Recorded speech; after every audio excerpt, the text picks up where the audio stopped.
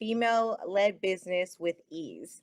So, Jesmine is a business consultant and leadership coach. She's the founding CEO and lead consultant at Peak Perfly.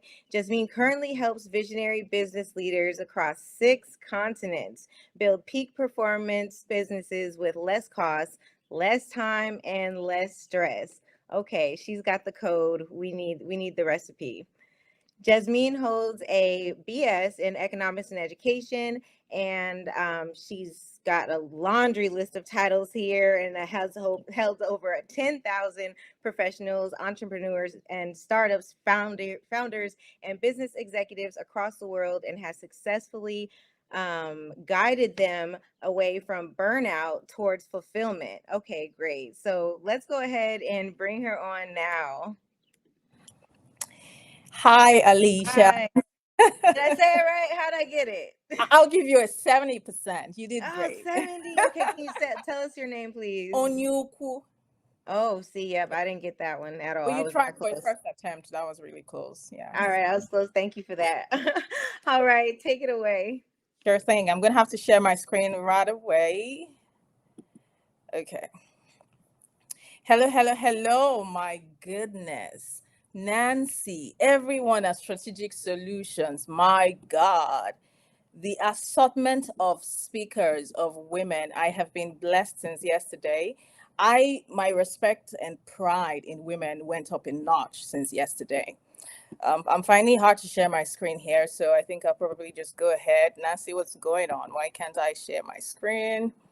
I have the share icon, but it's not giving me any response. It would be great to have my screen on because most of the things I'm going to be talking about are on there, and I love for you all to grab screenshots. So if you can help me backstage with pulling up my screen, that would be great. So man, look at all the lineup of speakers. The sessions back to back have been loaded, powerful, insightful. I could start naming all the speakers, but that would take so much time. I learned a lot yesterday, came here today. I was at church for the early part of the conference, and I was having FOMO, and I felt I wanted to be here badly. So when I got back from church, I quickly hopped on and I caught a lot. I loved the perpetual transmutations framework that Rashida shared. I love the insights from a lot of the women. I don't want to start naming names so that I don't just stay here talking. So I'm just going to go ahead and talk. I don't know why I can't share my screen. It's so sad. It's so sad. Nancy, I wish I could get some help here. I don't know what's going on with my and I tried restream today. I tried it a few hours ago on my laptop and it worked just fine. So I don't know. Did you give me permission to share my screen? Make sure you have that so I can try one more time. So today we're going to be talking about how to scale a female-led business. I wanted us to start with the stats. So start with the statistics of what it's like in the world of female entrepreneurship today. And let me pull up my presentation on my phone and just improvise right now. So I know that most of us have heard all the conversations around women, how women are disproportionately disadvantaged when it comes to access to funding, access to support, access to everything they need to build businesses that can scale. So we know one thing I've proven is women can build successful businesses. When it comes to success, we kind of hacked it. We know how to do it. But when it comes to sustaining, scaling first, and then sustaining the business, so we can build transgenerational businesses, so we can pass on wealth to the next generation and create the kind of world that we deserve, that we want, right? We've gone through a lot of sessions talking about spiritual awakening, standing in your purpose, understanding your I am, owning your self-awareness, and living a life of purpose and impact. We've looked at a lot. We went through sessions that talked about our emotional well-being, our everything, right? So the next question is how does all of that translate to something that creates impact for the world? I remember when I started out as an entrepreneur, I was talking to a couple of my friends, and one of them was, at that time, she had connections in Silicon Valley. She was building startups from there. And I remember saying, you know what? I just want to have impact. I don't care about building an empire. I just want to have impact, maybe impact in my small community, maybe impact a couple of women, and I'll be good. Then she turned and looked at me and said, Jesmine, if you really want to have impact, you need capital to have impact. So build that empire, girl. If you can, build that empire so that your impact would have more reach. Because at the end of the day, I know that there are women who might just throughout their lives have impact in their homes, have impact serving their husbands, serving their children, serving smaller communities. But I'm sure, I'm telling you now for a fact and for free, that there are a majority of women who have been called to have impact in industries, to have their impact felt across borders, to have their impact felt on global scales, to have their impact felt across nations and across marketplaces. So if you are in that category of women, then this conversation is for you today. No capital, little impact. Now, you can have some level of impact because the work we do as wives, as moms, as people in our communities, whether you go to church, you belong to a church community, your religious setting, the impact we have there, those are valuable, valid impact. But we're talking about impact that can be scaled and that can produce bigger results. We need to have capital to be able to do that. Now, based on what I have here, sorry, I'm going to be looking off screen sometimes. I feel so sad after all this preparation. It's so sad. So 88% of all women-owned businesses generate less than $1 million annually. This is according to womeninbusinessstatistics.com. 88% of us will generate or currently generate less than $1 million in annual revenue. Now, only what that translates to statistically is 4.2%. Only 4.2 of all the female entrepreneurs in the world, only 4.2 at this point, are building mature businesses.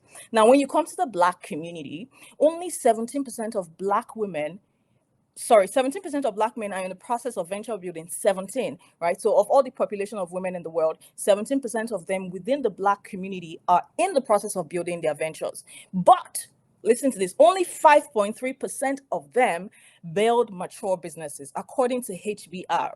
So we're getting success, but we're not building businesses that can be transgenerational. But what is the cost of that? That's the question we're here to answer. What is the cost of that? Why can't we build businesses that can be transferred to the next generation? Now, there are 6 things we need to consider. If we want to be futuristic entrepreneurs, we want to build scalable businesses and sustainable businesses, 6 things to consider. But before we consider those 6 things, I want to highlight 3 things we must have at the back of our minds when it comes to business. So there is business success. There is the measures of success. When you have that, it means you're building a business that solves a problem.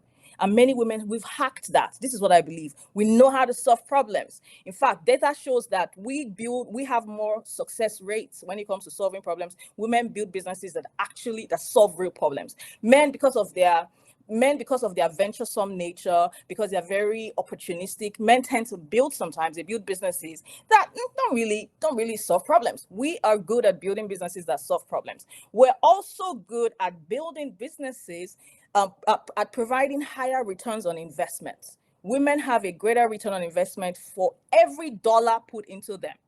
So if we've hacked this, then we need to hack the rest. So this is what I tell people. It's just like going to school, going through an educational system. You go get a degree. Let's even start from elementary. Once you're done with elementary, you graduate you go to high school. Once you're done with high school, you go to college. You don't want to keep staying in high school even after you're supposed to have graduated from there. So we've hacked how to build successful businesses. Let's move on to how to scale those businesses and sustain those businesses, because there are different things required to do all of these 3 things. So we have success, we have scale, and we have sustainability. Those 3 things, we must know how to do them. We've hacked the first one. Let's hack the second, the other 2. And we need to understand 6 things before we can do that. The first thing is to have this sense of entrepreneurship awareness. I tell you this, I've said this so many times in the past couple of years. Many people come into entrepreneurship without understanding what entrepreneurship really is about. Now, there are 2 types of entrepreneurs. I know I'm talking fast because very little time, little space, a lot to learn. So focus on the why. I'm talking the why of what I'm sharing with you, and the what. The how, we can't do it in 20 minutes. The how is a journey. The how is a lifetime. It's what we're going to be doing for the entire time of our journey here. So let's focus on the what now. Understand the what. And when it comes to the how, this is where we come into community. You connect with people like Nancy and all the great women who have talked here, and then figure out the how. So 6 things to consider. Number 1, entrepreneurship awareness. And what does that look like? We need to have a clear delineation of the kinds of entrepreneurships, broadly speaking, that there are. So you have the aspirational entrepreneur. This is a person who The aspirational entrepreneur finds opportunities and they create profit. So, for example, they can sell a course, they can take a Microsoft software, create products from the Microsoft software and sell it. Microsoft, the software itself wasn't built by this entrepreneur, but they can create opportunities from that Microsoft software. That's what it means to be an aspirational entrepreneur. The second category, broadly speaking, is the enterprising entrepreneur. The enterprising entrepreneur finds problems and creates opportunities from them. So he's not just creating profits from someone else's opportunities, he's owning the opportunity, he's owning the capital, he's owning the intellectual property that can power other people to tap into profit generation. So that's a clear delineation at the top.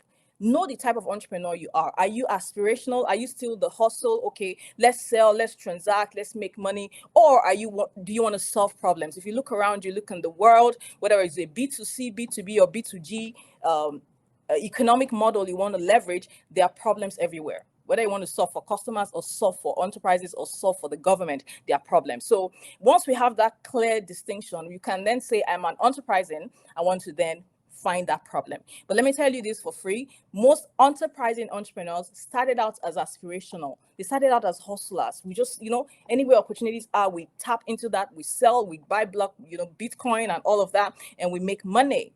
But you have to transition from that to build sustainably and to build a scalable business.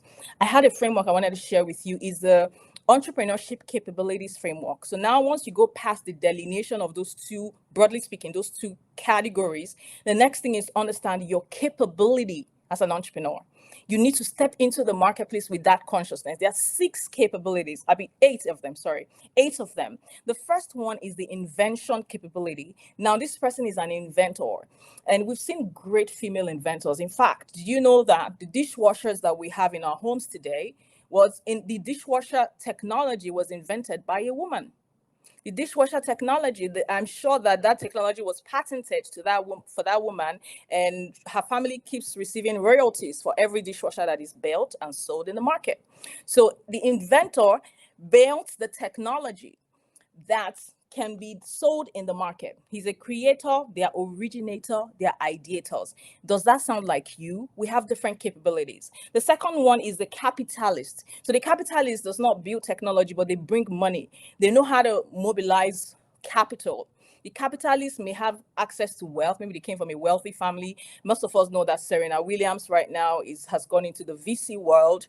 I saw a story a couple of days ago about Ryan Reynolds. Ryan Reynolds is a popular American actor who is actively investing in businesses. I would consider him a capitalist. He has a capitalist capability. Can you rally around and raise funds? Can you mobilize capital for businesses? Then maybe that's a capability that you have. The third one is the founder. Okay, I don't know how many of you here are from Africa. I don't know how many of you know Vusi Tembe Kwayo. Vusi made a video recently and he put trigger alert. Okay, so he's like, 99% of those of you calling yourselves entrepreneurs are not entrepreneurs. Some of you are just self-employed people. So let's be clear, 99%. I don't know where he got his data to back that, but that was quite insightful. So it's good to come to the awareness of your capabilities so that you can position yourself strategically. So the founder, number 3, is an innovator or a producer. Now, you see a platform like YouTube. The owner of YouTube, in my opinion, is a founder, is a producer. YouTube doesn't own content. YouTube is not a creator. The creator creates and then comes to YouTube and says, hey, I need your platform. Please lend me your platform. Let me post because if I've created something and nobody can use it, it becomes redundant. Give me your platform. Lend me your platform. Or, let's have some kind of deal. Then we strike a partnership. So the owner of YouTube becomes a producer. I am the creator. I take my content to him and he gives me the platform. So people who provide platforms can fall in under the category of founders and producers. That's the third capability. The fourth one is the entrepreneur, and I'm not going to go through the rest. If you want the framework, please let me know. I would let Nancy know, let the team at Strategic Solutions know, and we will get it across to you so that we can go forward being clear about our capabilities. There's no need being inherently or by orientation. If you are a capitalist, then just go and look for money. By orientation, if you're a designer, if you're an inventor, you sit with ideas for hours, you work in laboratories and you're trying to experiment to find what works, then by all means, own that capability. And your capability can evolve, but we need you to own it so that you can position strategically. Remember, we want to scale and sustain. Now, we need every capability in the entrepreneurship ecosystem to be able to harness our potentials as women. So once we're clear on the entrepreneurship capabilities, the next thing out of the 6-step process I talked about is to have a clarity of your talent. Because talent is what you're going to use to build this business. It doesn't matter what happens in the industry. It doesn't matter that skills are evolving. It doesn't matter that technology is taking over jobs. We still need human talent to create value. And if you don't have talent as a leader, you can't attract, if you don't know your talent, if you're not optimizing your talent, you can't attract other talents. Because this is what business is about. It's about bringing other people to believe the vision that you have and make them think that you are worth the investment. Even though you have a big company, even though you have a lot of capital, you have a lot of capital backing, you have investors backing you. If talents don't trust the vision, if they don't believe that you're worth the stake, they would not stay there. They won't even give their all. And your business will be at the mercy of market forces. So the next thing is to understand your talents. I love what Bemi did yesterday. She showed there's this DISC assessment that she used that could help women or anybody, no matter where you are, whether you're a professional or a business person, could help you understand your innate abilities, your natural tendencies, your personality profile. But please remember that you must be clear on your talent. We have a talent mapping framework that we use at Peak Perfectly for entrepreneurs. It's designed for entrepreneurs and their talents. And with that framework, we don't like to tell you who you are. We don't like to box you in. We don't like to put you in a box. We just tell you how much of the behaviors within the framework that you have, how much of those behaviors you exhibit currently. So we could say you are 90% an influencer or you're 10% a nurturer, so that you can then know how to make the balance. In a world where talents need to be multifunctional, it's not okay to say, oh, I am very much of a strategic person and I don't know how to nurture people. That's already going to affect your leadership and affect your ability to build a business, because you need to be cross-functional. You need to know how to manage people. You need to know how to create ideas. You need to know how to make things happen, mobilize people, go out there, talk to investors, talk to partners, pitch your idea, tell stories. You need to have a lot of capabilities for you to thrive in today's world. So with the talent mapping, it's very important to know how you function across those 4 categories of talent. I don't want to go deep down into, I don't want to take a deep dive. Like I told you, we're not doing the how today, we're doing the what, so that you can go on and figure out the how. Now, before Alicia gets me off the screen, I just want to quickly run through the other items on the list. The next thing is to do your self-assessment test. So all the leaders here, all the women touched on self-assessment, your sense of emotional well-being, your trauma state, the traumas you're dealing with, your being trauma aware, trauma informed, and trauma empowered. So please figure that out. Then the next thing is your personal development. There's a list of skills. I'm going to share that with Nancy so we can make that available to all of you. You need to start building into yourself and building into your team members and your leaders as well. Then fifthly, there's a leadership skills, there's personal development skills, there's leadership development skills, and there's your business development skills. Those are the skills that will make you stay relevant while technological advancements are happening, while times are moving. Those skills will keep you relevant regardless of the moves happening, regardless of the changes happening. And that way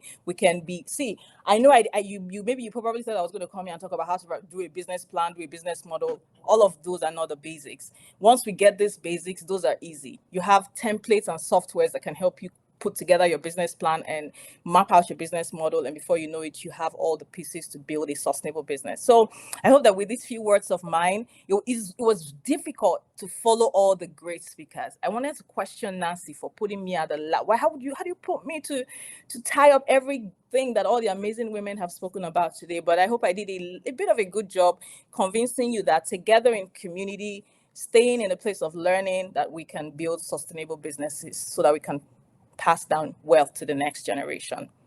Alicia. Absolutely. No, that's extremely valuable information. Thank you for that. We do have one question the data that you gave us in regards to female entrepreneurs, was that US based with a focus, or was that global? It's global. So there's the global one where I talked about 88% of women having less than $1 million in revenue. This is from the Women in Business Statistics. Is a global database. Then the other one is for Black women. I talked about 4.3% of Black women building mature businesses. So you have the Black for the Black community, and you have the global data. So the Black community is referring to the United States. Black women the world over, not just the United States. Gotcha. Okay, Yeah. that's what we were trying to. Okay, all right, Yeah. I hear you. Thank you so much for that information. I think we're just about wrapping up now. I know Nancy's coming on to close us out.